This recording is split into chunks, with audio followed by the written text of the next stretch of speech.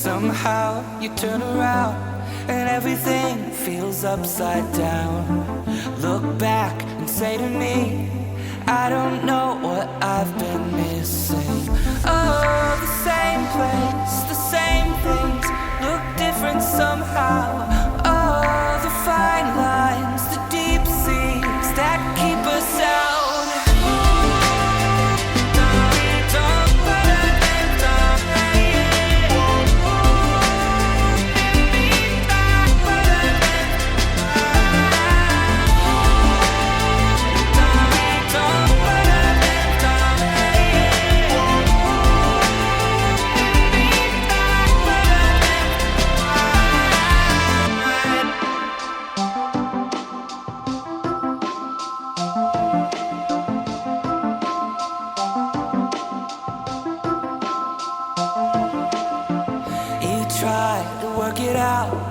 On your own before the time runs out.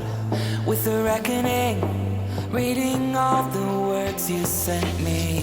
Oh, the same place, the same things look different somehow. Oh, the fine lines, the deep seas that keep us out.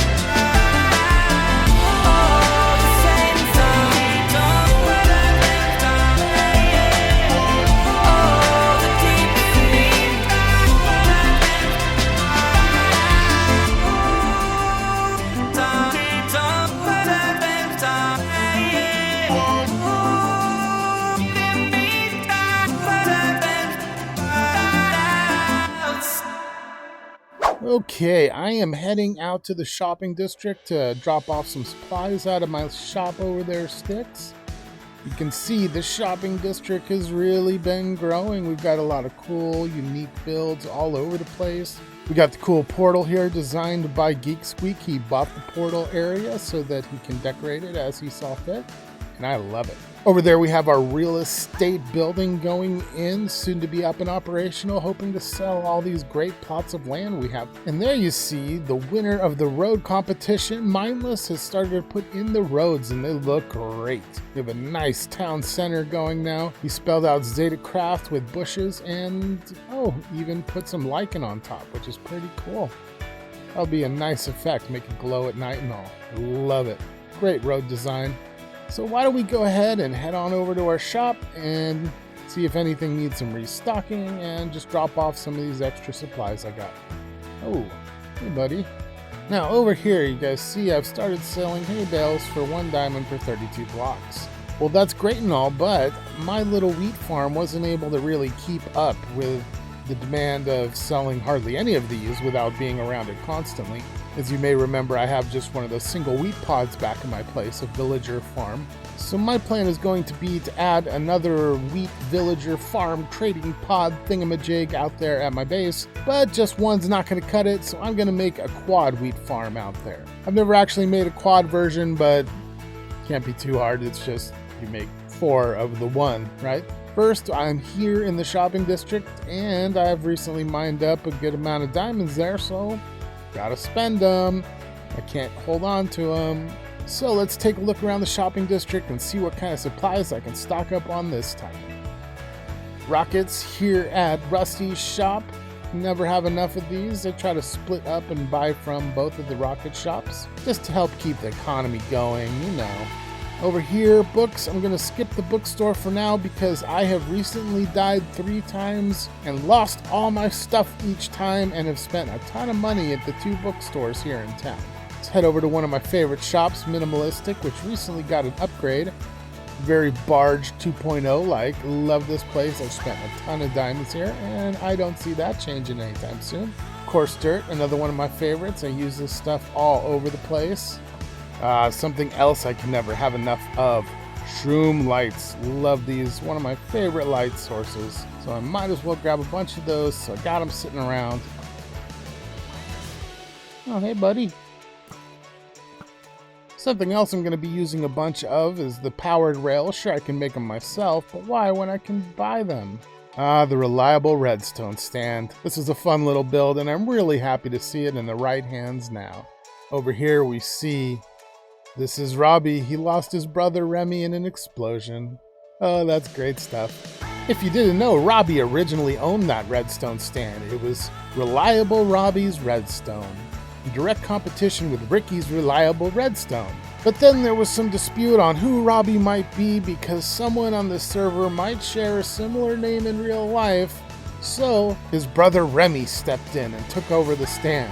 Things were going great. Remy was stealing all of diamonds from Ricky so he could keep his redstone shop stocked with all sorts of redstone goodies. While this was great for Robbie and Remy, it was hard on King Ricky.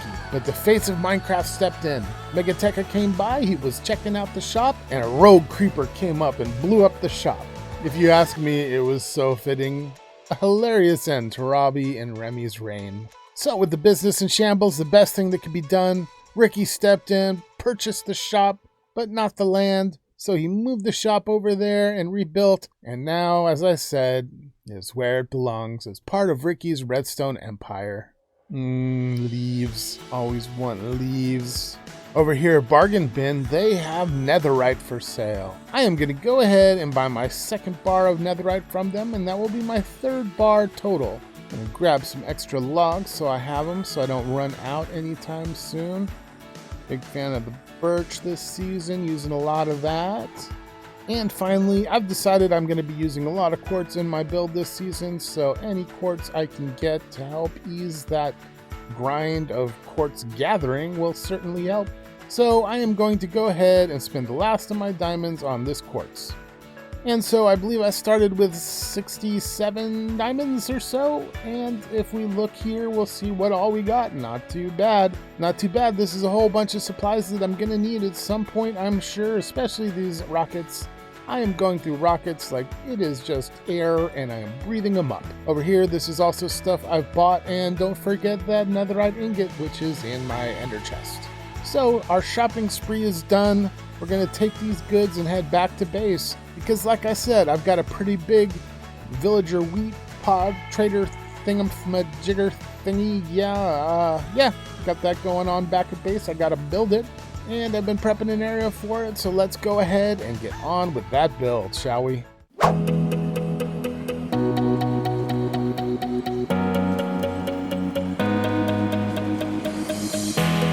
Time stops when we're alone. You got my love, don't let it go.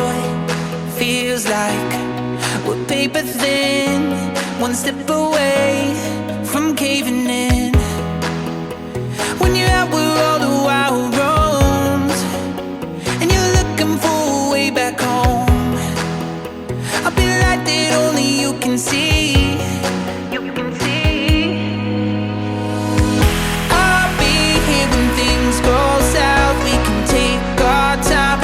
Figure it out, I'll be here when all gets lost. We can count on hope when there's rivers to cross, and I know our lives will always change, but our hearts forever stay the same. I'll be here when things go south. We can take our time just to figure it out,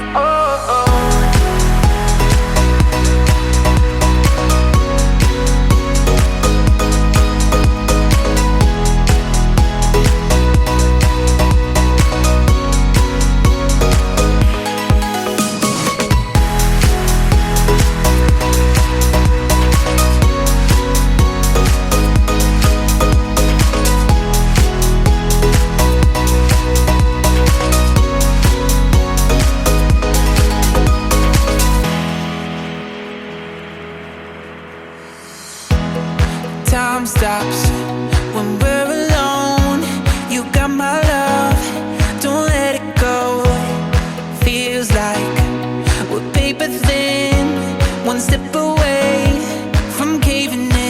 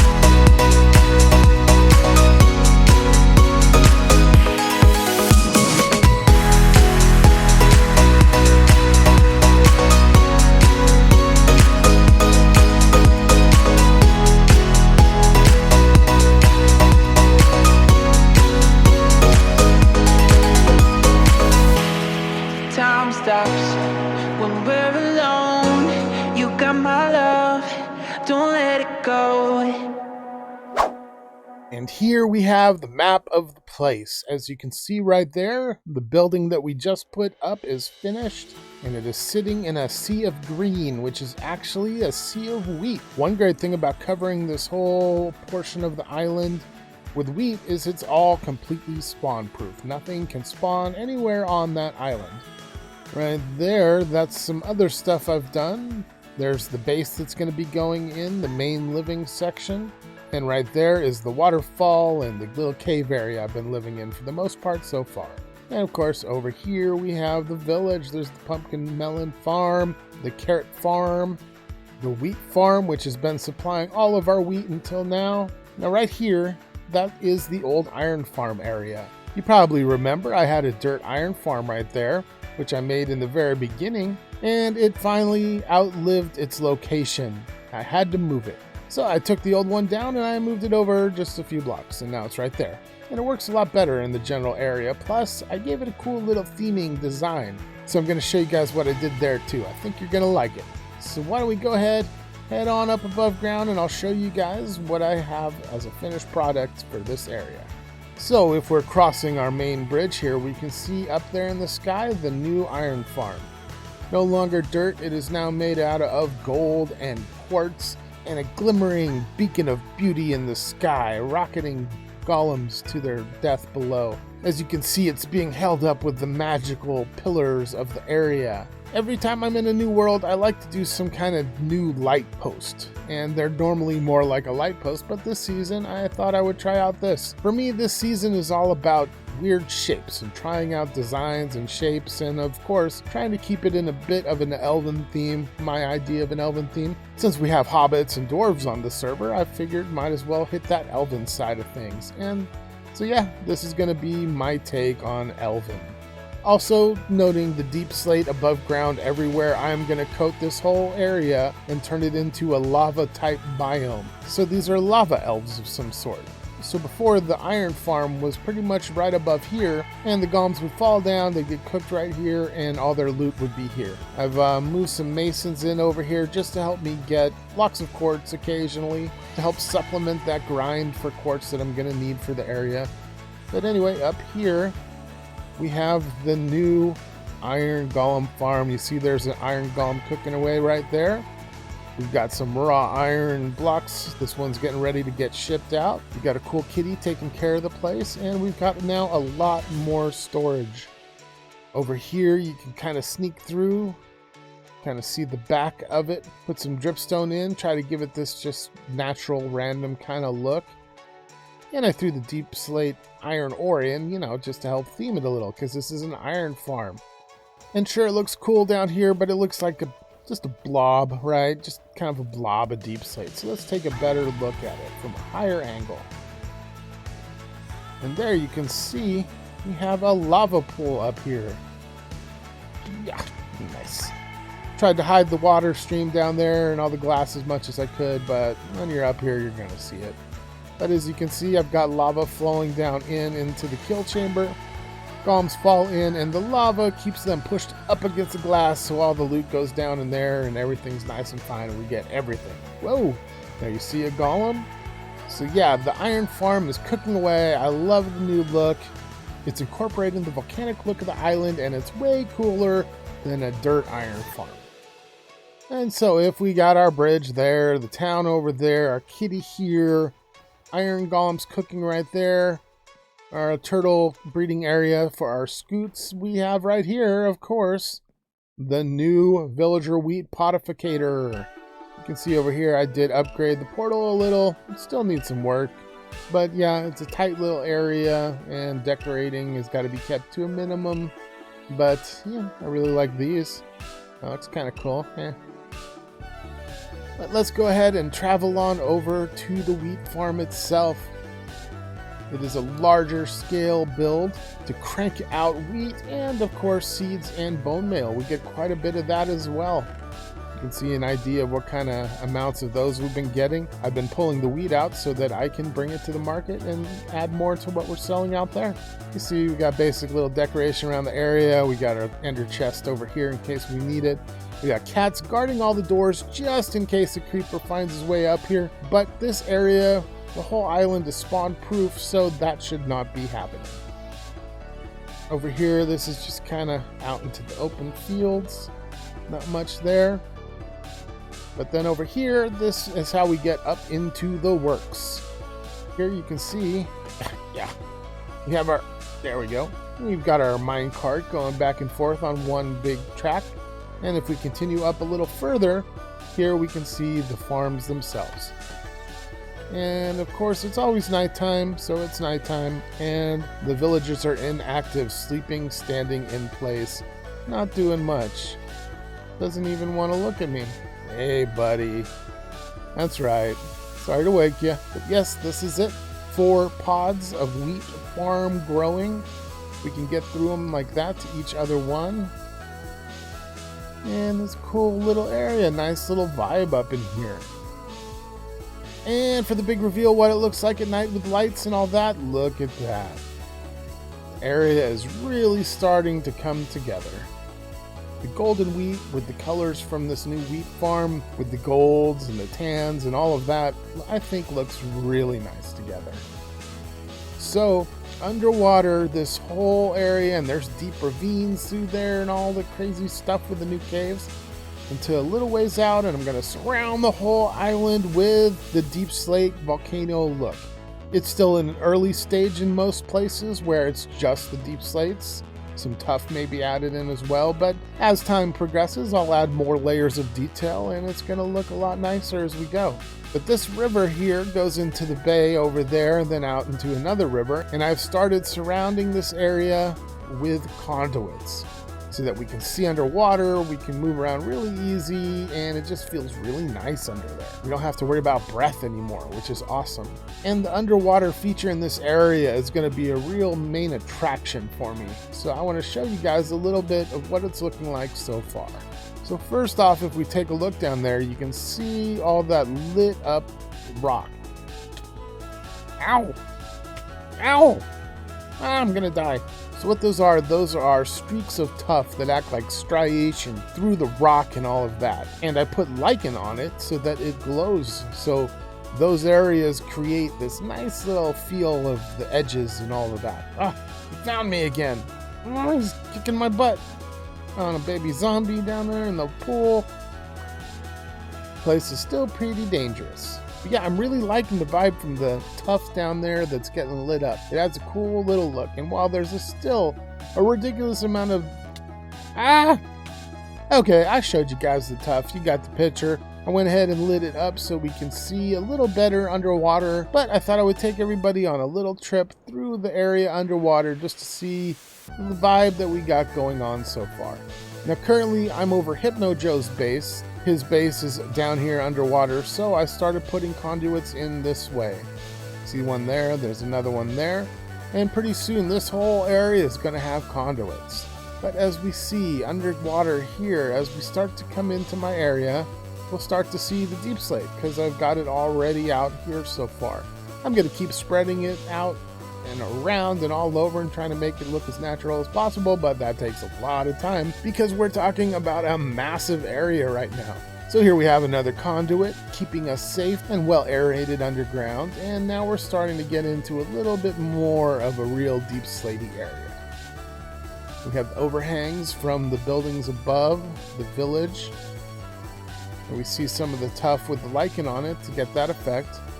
Drowns unending down here, trying to build with these things constantly attacking. So much fun.